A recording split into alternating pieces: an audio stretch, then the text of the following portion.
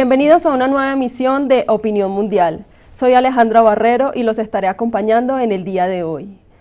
Para esta oportunidad tengo el honor de presentarles al señor embajador de la República de Argentina, Celso Jaque. Bienvenido, señor embajador. Muchísimas gracias, Alejandra, por esta posibilidad de estar en contacto con el pueblo de Colombia. Señor embajador, cuéntele a todos nuestros televidentes acerca de su trayectoria profesional.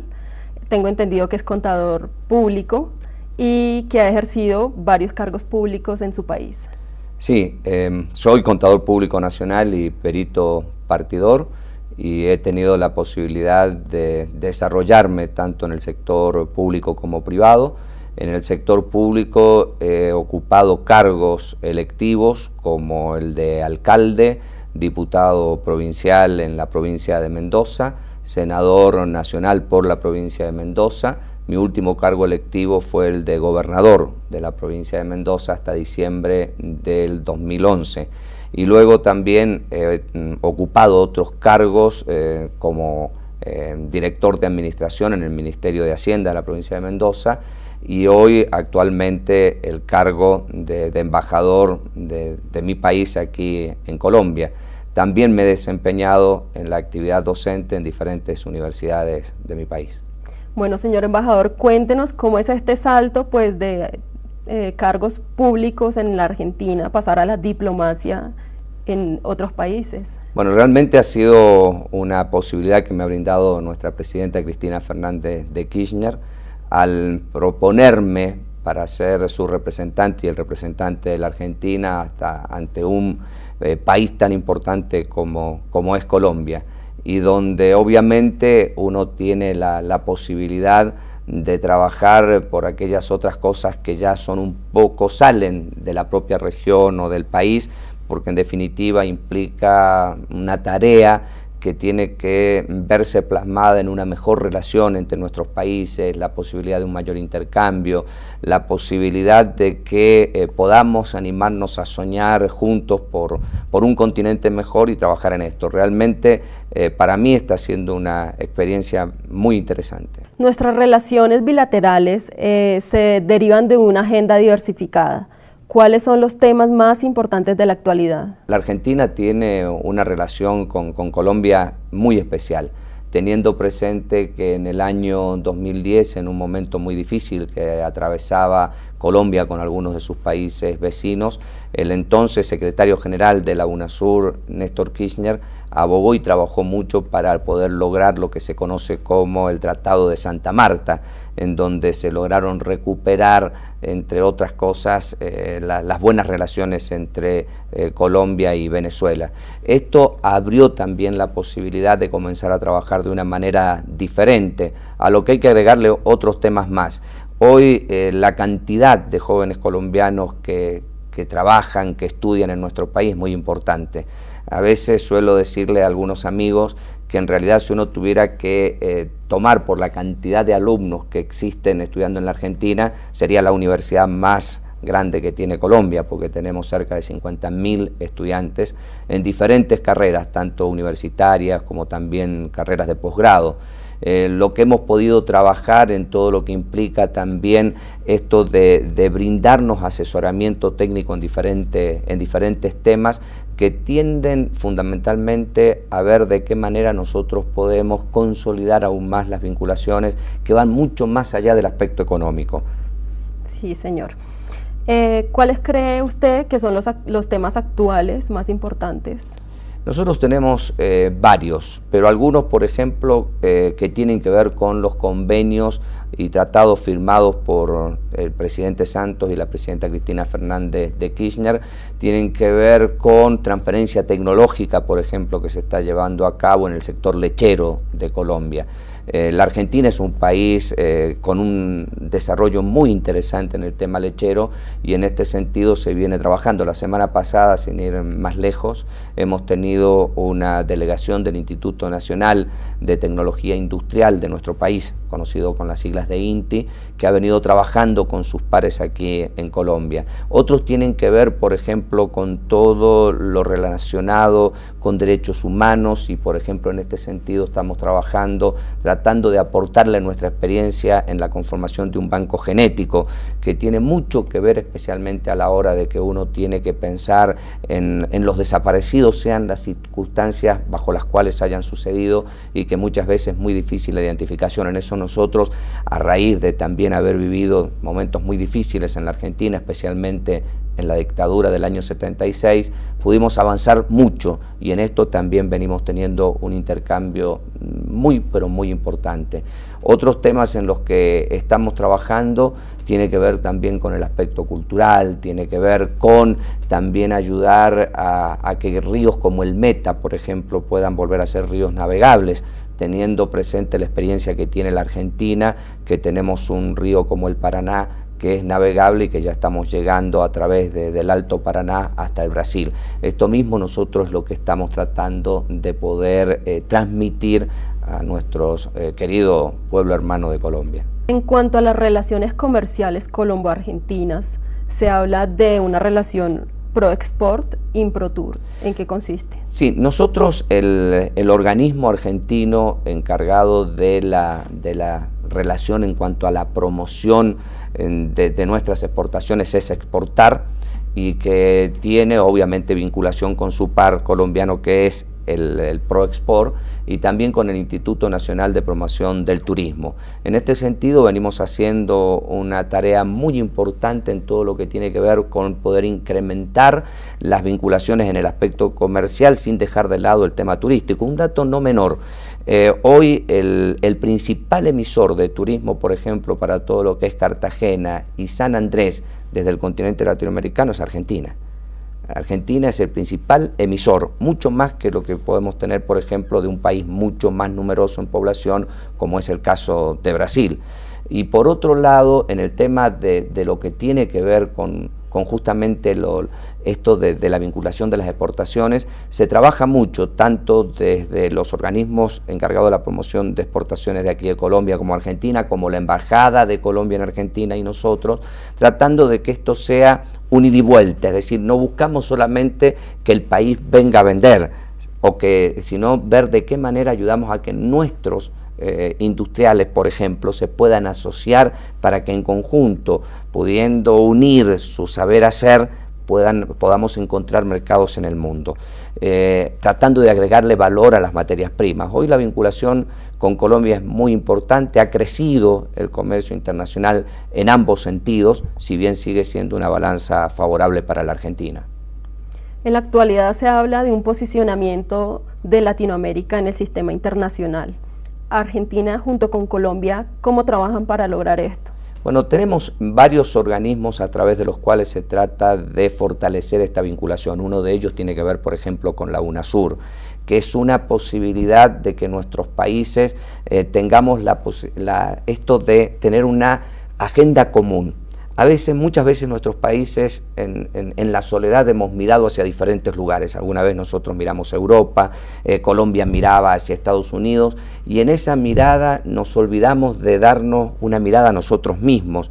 Y hemos a veces, no hemos sabido aprovechar la potencialidad que tiene nuestro continente. Nosotros aquí en América del Sur tenemos unas reservas de agua dulce más grandes del planeta, todavía seguimos teniendo importantes recursos naturales sin explotar, seguimos teniendo, a la vez que tenemos muchas posibilidades, la falta de estar más integrado. Entonces, esto que se viene trabajando por nuestros gobiernos tienen que ver también con sueños que aun cuando son a largo plazo, hay que animarse a plantearlos y a trabajar. Lograr algún día una interconexión eléctrica, lograr la posibilidad de tener carreteras que nos puedan facilitar el comercio, ayudar a mejorar los puertos y por sobre todas las cosas, en esto de la formación del recurso humano. En este sentido, yo creo que hoy nosotros estamos haciendo una tarea muy importante, porque cuando existe esta posibilidad de intercambio de jóvenes colombianos que van a la Argentina, de argentinos que vienen a Colombia,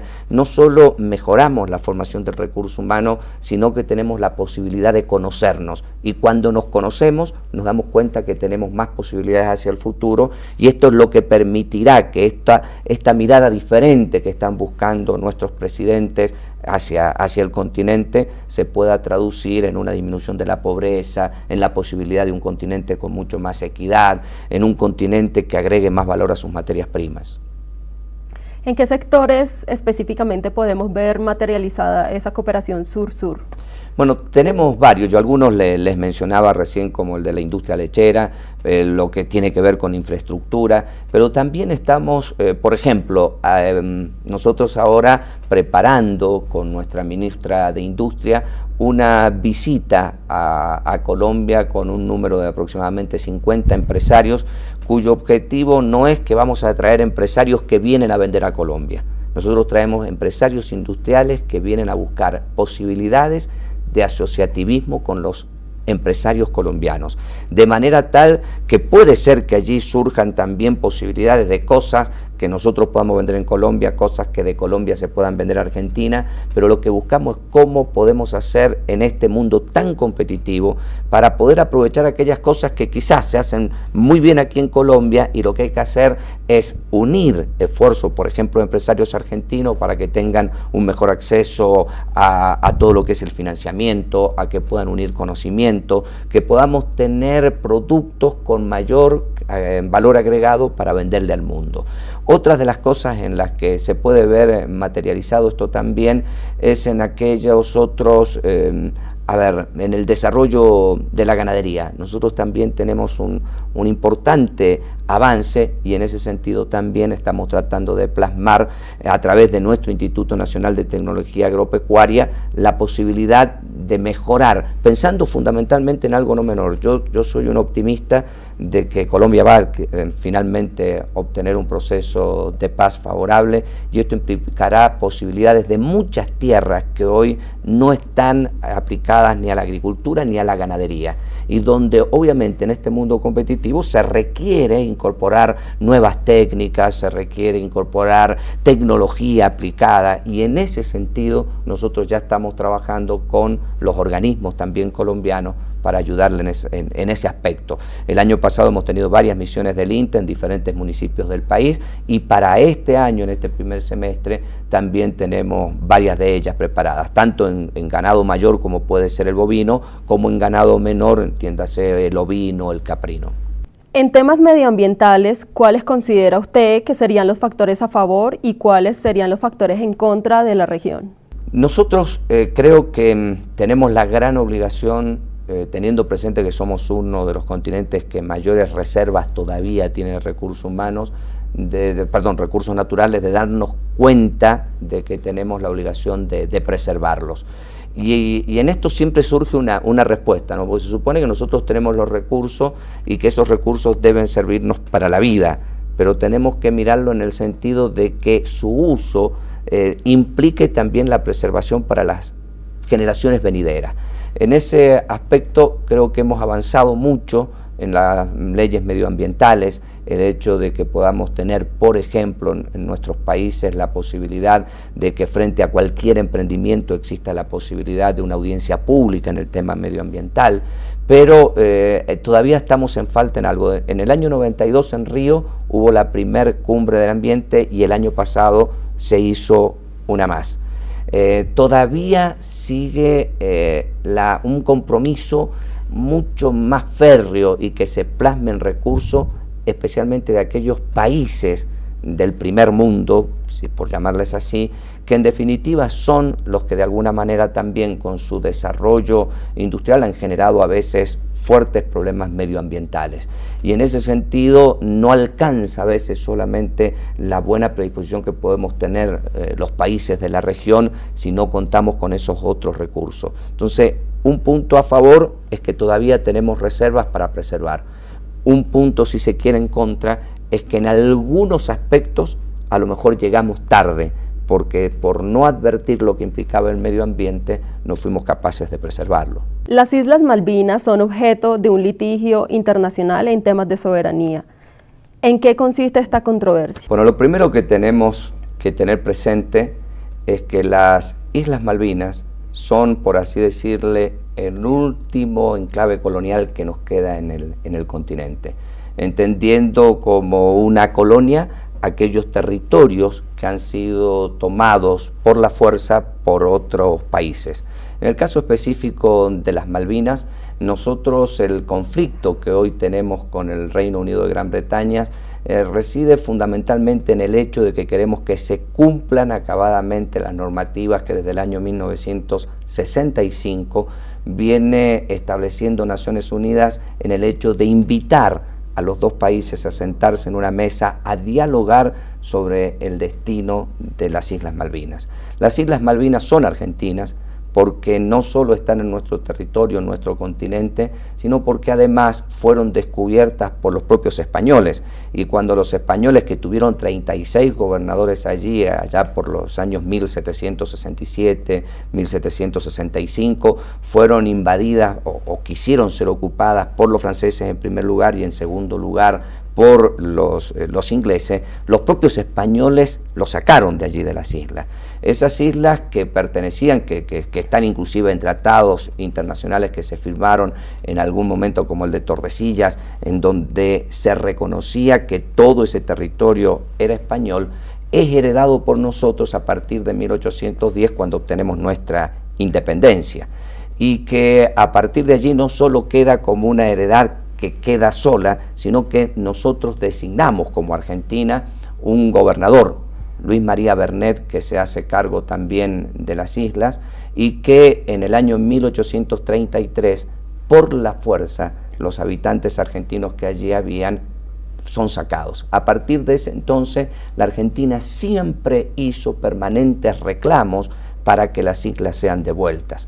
El Reino Unido, y especialmente en este último tiempo algunos habitantes de las islas, pretenden de alguna manera aplicar algunos principios del derecho internacional que no son aplicables, como por ejemplo el hecho de que se considere la autodeterminación de los pueblos. El principio de autodeterminación de los pueblos solo se aplica para los casos en que la población es autóctona.